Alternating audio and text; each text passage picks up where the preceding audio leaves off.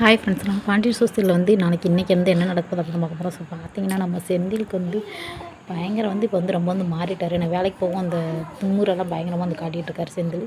என்ன காரணம் அப்படின்னு பார்த்தீங்கன்னா, ஸோ நம்ம மீனாக்கு குவார்ட்டர்ஸ் கொடுக்குறேன்னு சொல்லியிருக்காங்க இல்லையா. ஸோ அவங்க வேலை பார்க்குற இடத்துல அதனால் அந்த இதை பிடிச்சிக்கிட்டு நான் இனிமேல் தனிமையாக இருக்கணுன்ட்டு நான் விரும்புகிறேன்.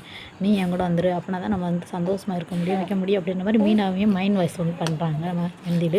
அப்படி பண்ணும்போது பார்த்திங்கன்னா வீட்டுக்கிட்ட வீட்டில் எல்லார்ட்டையும் சொல்கிறாங்க. சொன்னோன்னு பார்த்திங்கன்னா நான் கோமதி எப்பயும் போல் நம்ம குடும்பம் எப்பயுமே ஒன்று போல் இருக்குன்னு சொல்லி தானடா நான் 5 பிள்ளைகளை வளர்த்தேன், 5 பிள்ளைகளை பெற்றேன் அப்படின்ற மாதிரி சொல்கிறாங்க. சொன்னோன்னு பார்த்திங்கன்னா அவங்க அப்பா நீ கோமதி நீ தேவையில்லாமல் கெஞ்சிட்டு இருக்காது, அவன் கல்யாணம் முடிச்சது எல்லாமே அவன் முடிவு தான் எடுத்துகிட்டு இருக்கான். அப்போ இப்போயும் அவன் முடிவு தானே அவன் எடுப்பான்.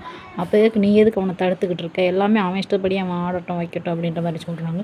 சொன்னோன்னு பார்த்திங்கன்னா இங்கிட்ட அவங்க அத்தை அவங்க மீனாக்கிட்டையும் நம்ம தங்கம்மை இழுட்டு ராஜிட்டு 3 பேர் சொல்லி அழுகுறாங்க, ஃபீல் பண்ணுறாங்க. அந்த மாதிரி எதுக்கடி இப்படி பண்ணுற, இதைத்தான் சொல்லியிருக்கேன், இல்லை வேறு எதுவும் விஷயம் இருக்கா அப்படின்னா, அதெல்லாம் எல்லாத்தையும் நான் போக வேண்டாம் தான் சொல்கிறேன், அவர் தான் கேட்க மாட்டாரு அப்படின்னு சொல்லிட்டு நம்ம மீனா சொல்கிறாங்க. சொன்னக்காரன் பார்த்திங்கன்னா அவங்க அண்ணன் அவங்க அட்வைஸ் பண்ணுறாங்க, எதுக்கிட்டே இப்படிலாம் நீ பேசுகிற அப்பாவை எதிர்த்து அப்படின்ற மாதிரி சரவணா சொல்கிறாங்க. இல்லை எனக்கு அவர் என்னத்தையா சொல்லிகிட்டே இருப்பார், அவர் இங்கே இருந்தோம்னா எனக்கு ஃப்ரீடமாக இருக்காது அப்படின்ற மாதிரி நம்ம செந்தில் சொல்கிறாங்க. அதுக்கப்புறம் பார்த்திங்கன்னா ரூம்குள்ளே போயிடுறாங்க நைட்டு. அப்புறம் மீனா நம்ம அட்வைஸ் பண்ணுறாங்க, ஆனால் செந்தில் கேட்க மாட்டாங்க. ஸோ அவ்வளோதான், ஓகே பை டாட்டா.